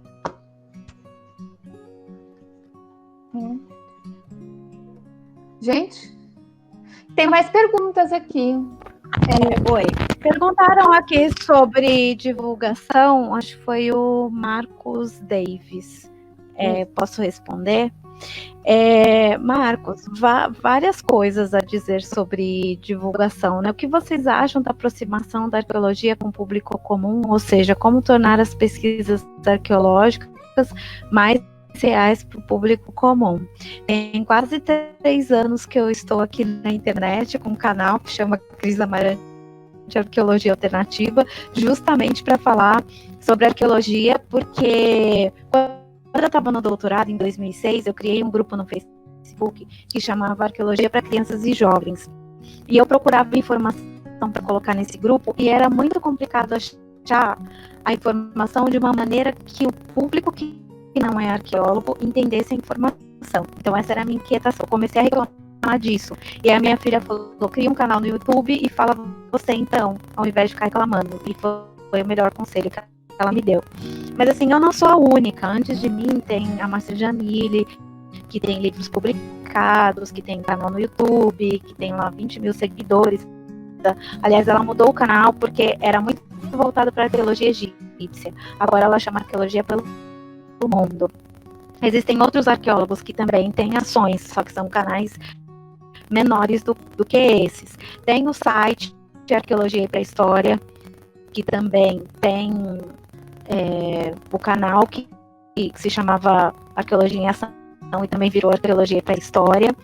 E também é coordenado pelo Juca Moreno, a arqueóloga Gabriela Flamingatos também dá uma super força para o Juca nesse projeto, tanto no site quanto no canal. Então são arqueólogos divulgando. Eu, na verdade, fiquei muito feliz com, Deus que me perdoe, com o que aconteceu na quarentena, mas assim, obrigou de certa forma, ou fez acordar os arqueólogos e as arqueólogas para virem para o YouTube, para o Facebook, para o Instagram falarem das suas pesquisas. Eu acho isso muito positivo. Essa semana, essa é a minha terceira live, porque eu estou envolvida em vários coletivos. Eu estou no coletivo Submersos, que daqui a pouco a Bia vai falar, que teve ontem a primeira live também, em que éramos 3 arqueólogas subaquáticas, eu, a Luciana Novaes, a Luciana Alves, e uma das ideias do coletivo é isso, do canal no YouTube, do coletivo Submersos, para falar de arqueologia subaquática. Eu estou também envolvida com outro projeto que se chama Lives Arqueológicas, que são várias empresas de arqueologia, grupos de pesquisa, gente que já está divulgando na internet, que se juntou e que tem live lá uma vez por semana. Eu estou amando, eu participo das lives, eu assisto as lives, eu escrevo para as pessoas enquanto tá as lives, porque, né, e como eu estou longe do Brasil, então é uma forma também de me informar sobre as pesquisas que acontecem aí, conhecer as pessoas, e não só a mim. Eu sei muitos alunos de graduação de arqueologia e de outros afins, de história, de geografia, de antropologia, acompanham esses canais, esses sites, esses perfis no Instagram, e esse pessoal está conhecendo também esses arqueólogos e arqueólogas que estão se dispondo a vir para a internet falar do seu trabalho, estão conhecendo por ali. Porque na minha época, eu já não sou tão novinha assim, acho que a Bia também lembra disso, para a gente conhecer um arqueólogo, uma arqueóloga, tinha que ir no congresso de arqueologia, no congresso da SAB, que era o grande, né, que é a Sociedade de Arqueologia Brasileira. Então você ia e ali todos os arqueólogos, ou pelo menos uma boa parte deles estava ali, você via as apresentações de trabalho, trocava informação. E hoje em dia, a internet facilita muito essa divulgação. Então, hoje tem pessoas que me chamam e que devem chamar a Bia também, e as pessoas que estão mais disponíveis na internet chamam pelo direct do Instagram, chamam aqui pelo Messenger, alguns descobrem meu WhatsApp, porque às vezes eu abro uns grupos de WhatsApp específicos também. Então, para esclarecer dúvida, que é uma coisa que quando eu tinha a idade deles, os 25, 26, 27 anos, nós não tínhamos esse acesso. Ou você tinha que ir na universidade para poder encontrar, também tinha essa possibilidade, né? A USP, você podia se inscrever como aluno especial, mas era muito elitizado, era muito distante você chegar num arqueólogo e numa arqueóloga. Então, hoje existe mais disponibilidade de informação, até do que quando eu comecei no YouTube há 3 anos atrás. Mas assim, ainda a gente tem muito que caminhar, muito que melhorar na nossa linguagem, muito que caminhar na forma de chegar nas pessoas, muito que melhorar nesse sentido em vários aspectos, né? Mas eu penso que os acontecimentos dos últimos meses trouxeram, assim, abriu a cabeça abriu a cabeça no sentido de que, olha, a internet é um espaço onde nós podemos nos apresentar, mostrar a nossa cara de arqueólogo, de arqueóloga, falar das nossas pesquisas para além dos congressos de arqueologia. Então eu tenho visto isso como muito positivo. Então acompanha aí, quem perguntou, o Marcos Davis, entra lá no Instagram, #lives arqueológicas, você vai ter informação, vai ter live uma vez por semana. Você entra no coletivo Submersos no canal, se inscreve lá, vai ter vídeo de arqueologia subaquática uma vez por semana. Enfim, tem vários. Tem o pessoal da Cajufes, que é da empresa Júnior de Arqueologia da Universidade Federal de Sergipe, que também está com um projeto de lives. Tem o pessoal da Fundação Casagrande, que é do Memorial do Homem Cariri, do Ceará, que também tem um projeto com várias lives. Eu tenho colocado, assim, ultimamente eu coloco pouco conteúdo meu no meu Instagram, que é o @arquealternativa, o meu Instagram, mas eu coloco as lives das outras pessoas, porque eu penso que a gente tem que divulgar, não é só o meu do outro tá falando, eu assisto, e a outra pessoa assiste, e a gente está aqui para se ajudar. Então, existe hoje em dia maior facilidade de conhecer as pesquisas de arqueologia do que há um tempo atrás. E se você, Marcos Davis, tem um interesse só em subaquática, então se inscreve mesmo no coletivo Submersos, porque o objetivo desse canal é falar só de subaquática. Então você vai ter muita informação mesmo. Pelo menos a galera tá bem animada para falar e eu tô bem feliz com isso. Quem responde a próxima pergunta? Porque eu já nem sei mais qual é. Aqui. Tem uma que eu observei que a pessoa perguntou acerca de técnicas de pesquisa, só que ela não deixou claro se ela gostaria de saber acerca das técnicas de pesquisa em subaquática. Bom, mas se for de uma forma geral, sobre as pesquisas em geral, eu em campo adotei um levantamento arqueológico sistemático, com caminhamento, observando as estruturas que tem numa área delimitada do porto, numa área que eu delimitei do porto, observei as estruturas, o solo, e além disso, eu caminhei na linha de interface também, pedi autorização para adentrar nos diferentes espaços da área que compreendeu minha pesquisa, e além disso, eu fiz um trajeto a barco pelas margens da área que eu delimitei. Daí foi nesse processo também que eu notei a presença de embarcações semi-naufragadas nas margens do canal São Gonçalo. Eu poderia comentar um pouco também sobre a forma de divulgação da pesquisa, que eu comentaste anteriormente. Bom, eu pretendo, que eu não sei agora como é que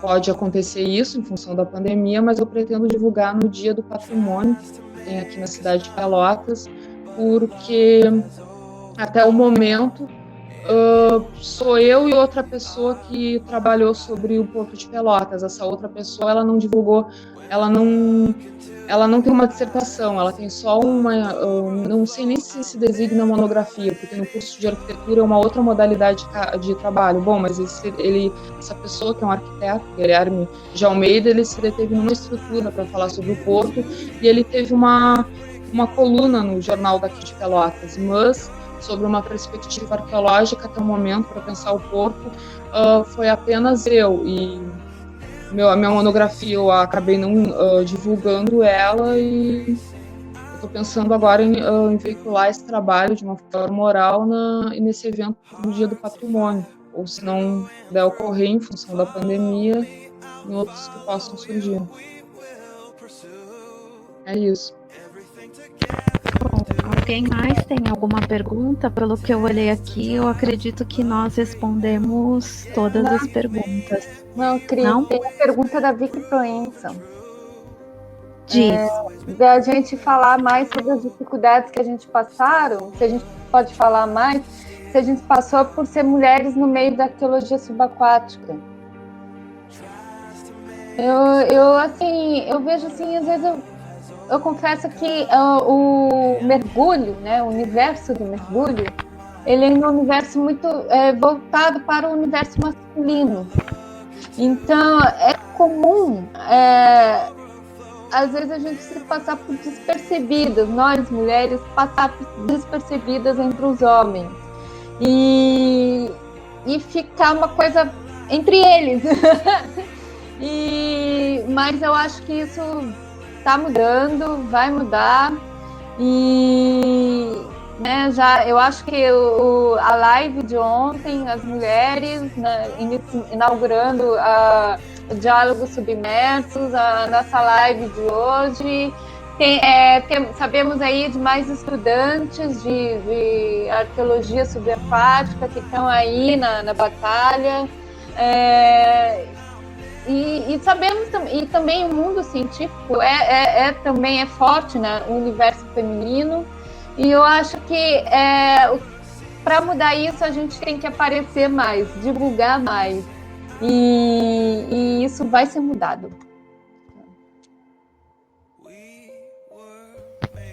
Para mim, Bia, essa questão do gênero, o Bia e Camila e quem nos assiste aqui, é uma questão muito nova, assim, eu venho parando para pensar, enquanto eu estava no Brasil, eu acho até que a Bia era mais, assim, das mulheres, eu não entendia direito, mas agora eu sei porque eu não entendia direito, porque eu vim da educação, Na educação básica não existe isso, porque quem manda é a mulher. Então, assim, a professora, a diretora de escola, a coordenadora, você vai para a Secretaria de Educação, as chefas de equipa. Então, assim, por quase 18 anos, eu não passei por isso. Então, quando eu cheguei na arqueologia subaquática, de fato, assim, né, deixei a educação, se bem que eu acho que a educação já mora tanto em mim, que é uma coisa, assim, tudo junto e misturado hoje. Mas eu não entendia direito isso, achava meio esquisito, assim. Tudo bem que o primeiro campo que eu fui de arqueologia subaquática, que foi esse com Paulo Bava, em 2012, lá na TRBA, eu era a única mulher. Mas, assim, naquele momento eu não sentia, assim, uma distinção, muito pelo contrário, e nisso o Paulo Bava está aqui me assistindo, parabenizo sempre o Bava, porque ele sempre me incentivou a continuar. E o Gilson também, sempre nos incentivou a continuar estudando, a mim e a Bia. E as outras mulheres também que vieram, né? É porque como eu tenho uma relação muito próxima de amizade com a Bia e a nossa história de entrada no doutorado teve, assim, uma longa história que é próxima também, então eu acabo sempre citando nós duas, mas as outras também foram apoiadas. Então, nós somos apoiadas para entrar nesse mundo acadêmico como arqueólogas subaquáticas. Depois de um certo tempo, eu passei a sentir uma certa dificuldade em relação ao mercado de trabalho. Mas é o que eu digo também. Hoje eu trabalho em uma empresa de arqueologia subaquática em Portugal, onde as mulheres ocupam o cargo de chefia. Então, eu já não sinto mais isso na minha pele, percebe? Porque eu estou numa posição tranquila profissionalmente, né? Onde eu estou atualmente não há uma distinção. Não tem assim, você tem que ser muito excelente no mergulho para pegar uma coordenação. Até porque a gente não mergulha o tempo inteiro nos projetos de licenciamento. Num acompanhamento, muitas vezes você olha e vê se vem um material que vem da água, enfim, e tem mais a questão da conservação. Então, aqui no projeto que eu trabalho, sai muita cerâmica da água. Então, assim, como que é a conservação do material logo que você tira? Ele vai com a água do ambiente para o laboratório, depois ele sofre várias mudanças, então tem todo um trabalho de laboratório também, sofre várias mudanças de água, até que ele se equilibre com o pH da água que está naquela peça, se equilibre com o pH de uma água normal, né, de um H2O como da torneira, ou pelo menos chega o mais próximo disso. Quando chega, você tira essa cerâmica, no caso, né, que eu tô falando, e aí ela passa por um processo de secagem natural mesmo, que às vezes é uma água com álcool ou água com outra mistura, e depois você faz a marcação da peça. Algumas peças ficam dentro de soluções aquáticas com misturas químicas por anos e nunca saem, porque se sair a peça desintegra total e completamente. Então, assim, tô dando um exemplo, mas assim, de tantas coisas que a gente faz em campo, que não é só o mergulho. Tem outra questão que é os ambientes. Então, onde eu tô agora? É uma ria. O que é uma ria? Como que eu vou explicar uma ria no Brasil? Mas é um ambiente onde encontro dos rios com a água salgada. Então, seria parecido com mangue aí. Eu não posso chamar de mangue, porque a vegetação não é igual. Aqui é uma vegetação que eles chamam sapau. Mas por que eu estou explicando isso do ambiente? Porque muitos dos sítios e das evidências materiais que nós pesquisamos não estão muito profundas, elas estão na beira d'água. Só que o diretor científico do projeto entende muito bem que tem que ser um arqueólogo e uma arqueóloga subaquática para entender aquilo, que um arqueólogo terrestre não vai ter a compreensão do ambiente, não vai entender essa questão náutica envolvida com aqueles artefatos, os restos de embarcação que estão ali mais na beira d'água. Então eu já fui para campo aqui 2 vezes, mas eu não fui assim para campo no sentido de ter que medir uma embarcação, aliás, fui mais vezes. Mas é sempre assim, lodo, com água até o meu joelho, eu vou com uma roupa de mergulho, Mas até hoje, existem naufrágios aqui? Sim, mas a gente ainda não se deparou com algum que a equipe de mergulho tivesse que mergulhar. E essa etapa que foi feita com uma equipe anterior à minha entrada. Então, não tive que mergulhar de fato, mas já tive que me enfiar muito na água da ria e sair toda cheia de lodo, ou fazer acompanhamento arqueológico na praia, e aí saiu o lodo na praia, e aí eu pisava naquilo para ver se tinha alguma cerâmica no meio daquele lodo. Então, assim, é arqueologia subaquática, né? Mas não exige de mim nenhum conhecimento de mergulho. E eu sou chefa do mesmo jeito.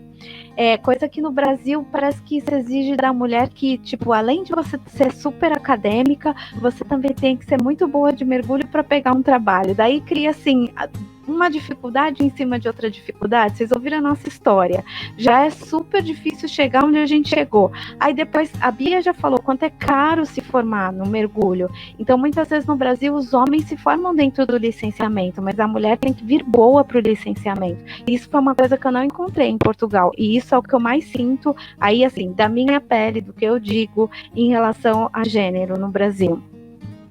Então, assim, penso que temos que caminhar nesse sentido, mas vejo que a live que teve ontem, discutindo essas questões e tantas outras, a live que nós estamos fazendo agora, discutindo essas questões e tantas outras que envolvem a mulher, são justamente para que essa situação seja modificada, para que pensemos soluções criativas e boas para homens e mulheres. Porque dá para trabalhar junto e é muito legal muito interessante quando homens e mulheres trabalham juntos, a troca de experiência, a forma de ver as coisas. Eu não sou a favor de equipe só de mulher, embora exista, tem o Instituto Honor Frost, nós discutimos muito sobre ele antes de entrar aqui nessa live. Quem é a Honor Frost? Primeira arqueóloga subaquática do mundo. Mesmo quando eu estudei no Brasil, e mesmo aqui também se fala pouco dela. E eu descobri, porque todo mundo fala do George Bass como primeiro arqueólogo subaquático do mundo, mas eu descobri que a Honor Frost, ela pesquisava junto com o George Bass. Então, assim, eles são primeiros juntos um com o outro. Então, se fala dele e não se fala dela. Isso é uma coisa que a gente sofre muito, assim, como cientista. Não é só na arqueologia, nem só na arqueologia subaquática. É na ciência como um todo. O silenciamento da mulher e apagamento. Então, as mulheres fazem a pesquisa, desenvolvem, mas na hora de falar, se fala da pesquisa dos homens e não se fala da pesquisa das mulheres. Ou então, assim, cita o nome só da mulher e não se dá uma ênfase do mesmo jeito que se dá uma ênfase para os homens. Então, eu tenho pensado muito nisso nos últimos dias. Então, como que eu falo da pesquisa das mulheres? Do mesmo jeito que fala da pesquisa dos homens. É assim, simples assim. Todo mundo, né, quando fala do Conde, não fala, o Conde pesquisa do Gilson Rambelli, com toda a razão. E toda vez que for falar Galeão Sacramento, tem que falar Galeão Sacramento, pesquisa da Beatriz. Pronto, é assim. Vai falar de outras pesquisas, aqui vai falar do Exulo Submerso, pesquisa da Luciana Novaes. Então, sabe, e dá a mesma ênfase, pronto, é igual, faz igual que dá certo. É isso. Mas assim, a gente tá caminhando, mas eu sou muito... procuro sempre ver o lado positivo das coisas. E eu penso que os próximos passos serão muito bons para nós, mulheres, nesse campo da arqueologia subaquática. E nós estamos aqui também para levantar a bandeira por isso. Tivemos muitos homens que nos apoiaram no caminho? Sim. E tivemos muitas mulheres que nos apoiaram também. Né? Na minha trajetória acadêmica, eu tenho a Marília Cury, como eu já falei, tive a Camila Moraes Wichers como minha orientadora, então tive mulheres como minha referência. Então, isso tem que ser dito, né? Quem são essas mulheres que pesquisam arqueologia subaquática? Entra lá no canal Diálogos Submersos, que ontem eu falei de todas elas. Mas, enfim, nós tivemos várias colegas também da universidade, né? E que pesquisam arqueologia subaquática, não somos só nós. Mas isso tem que ser dito, essa é a questão. Então, eu penso, tem a questão, ontem a Luciana levantou muito a questão do campo, né, que foi isso que a Beatriz falou. O mergulho é um meio masculinizado, para a mulher, muitas vezes eu sinto assim, os equipamentos não são muito adequados para o nosso corpo, às vezes o cilindro pesa para a gente, ou a forma como o cinto de lastro, hoje em dia tem o colete que você coloca o lastro no colete, para nós mulheres é muito melhor isso do que um cinto que aperta ali nosso útero, nosso ovário, nosso tudo, falando aqui, todo mundo é adulto, é extremamente incômodo, porque aperta órgãos na mulher que não aperta no homem, mas assim, ninguém fala, põe isso daí e mergulha, vai ficar quieta.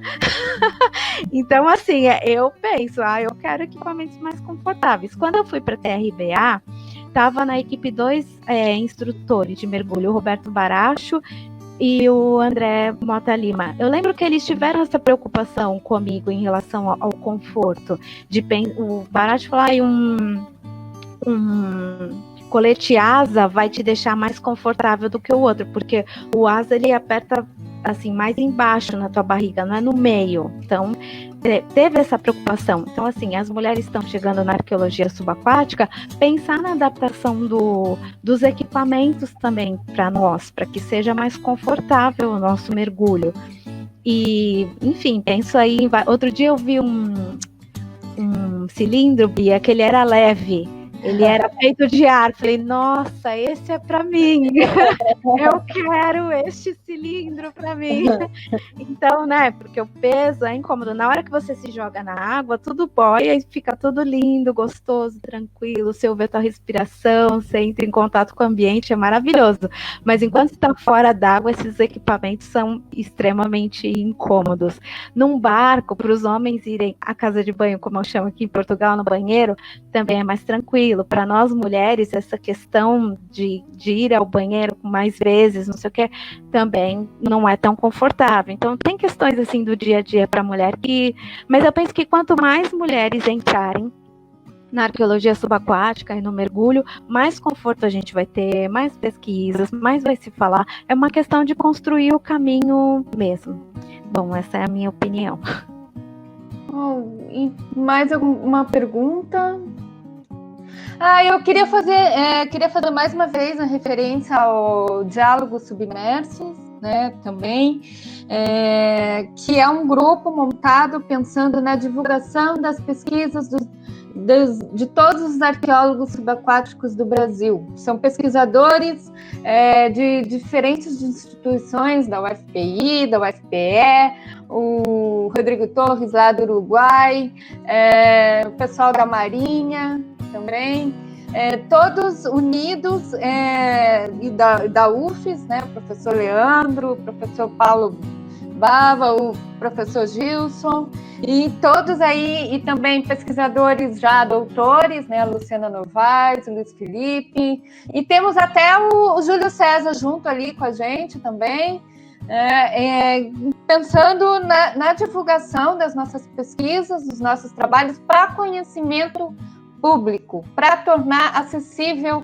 a todas as nossas pesquisas, porque o nosso compromisso, o compromisso do arqueólogo com a sociedade é divulgar o conhecimento. Todos fiquem a saber a par da importância do patrimônio cultural. Tem também outra pergunta ali que eu notei, que uma pessoa, acho que é o Marcos Braga, que pergunta acerca de como tornar as pesquisas mais aproximar o público comum dessas pesquisas.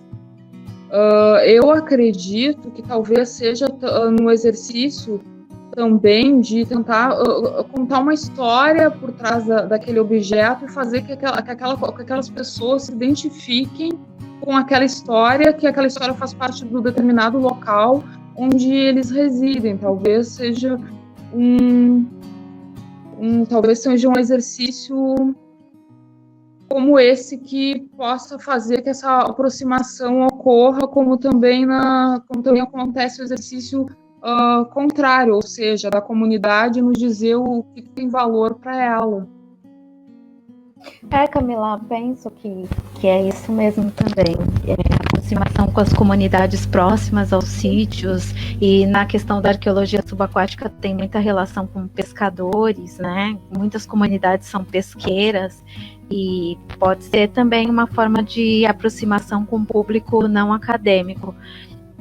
É que eu entendi essa pergunta do Marcos Davis mais como uma divulgação de forma geral, assim, de forma que mais pessoas conheçam sobre o assunto, mas muito bem levantado isso, porque também não adianta a gente fazer a pesquisa, vem para a internet, fala para todo mundo que tem acesso à internet, e a pessoa que está lá do lado do seu sítio nem sabe que aquilo existe ali, né? Então, realmente é interessante. Camila, quer fazer suas últimas palavras?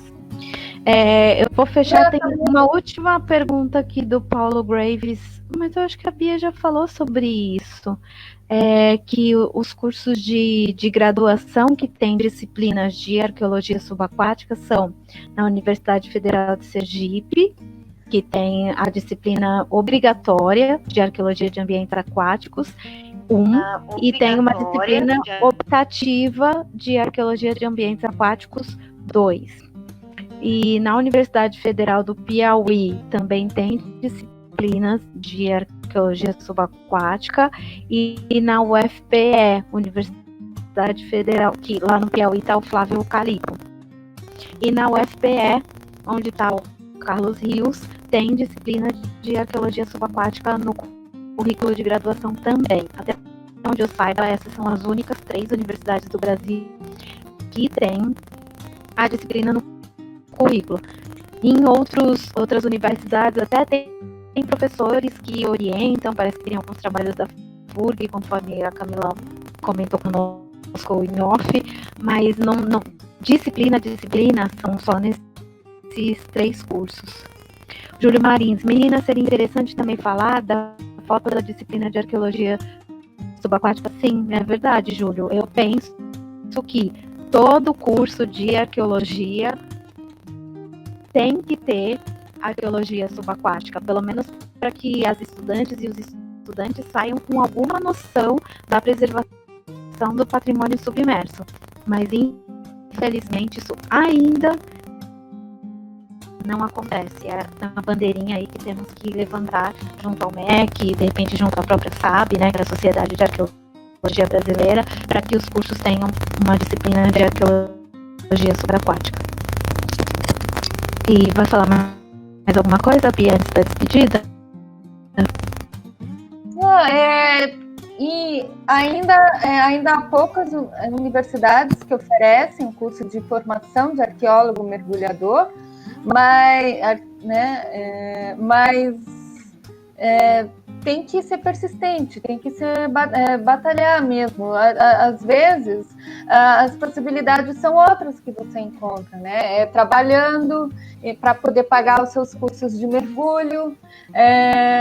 Mas eu acho assim que o mais importante, mesmo tendo a facilidade aqui no Nordeste, né, Sergipe, Piauí, o importante sim, você tem que ter a formação do arqueólogo mergulhador, mas praticar. Você tem que estar sempre praticando o mergulho, isso é importantíssimo. E para sempre conseguir, para fazer um bom campo, né? E você, embora a UFPI e a UFES, elas disponibilizam o laboratório de arqueologia, né? Disponibilizam de equipamentos de mergulho para fazer os mergulhos. Então vá até a UFES e a UFPI, né? Que lá se disponibiliza, mas no geral você tem que trabalhar e pagar os seus mergulhos. Ainda assim, mas...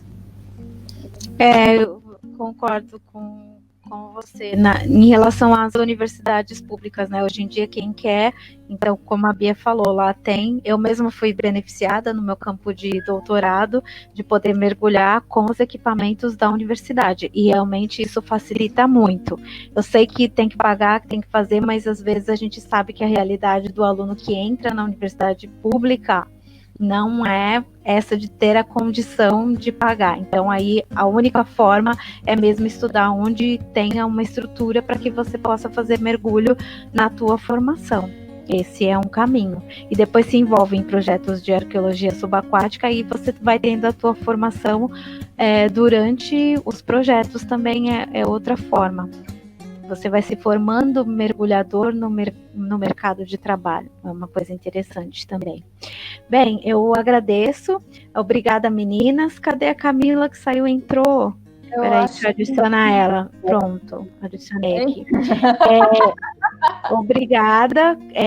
Na verdade, eu fui convidada. Essa live ela é na página, na minha página, Cris Amarante Arqueologia Alternativa, mas a Beatriz e a Camila me convidaram para essa live, então eu muito feliz, aceitei. Muito obrigada, meninas. E agradeço também a vocês todos e todas que nos assistiram aqui nessa live.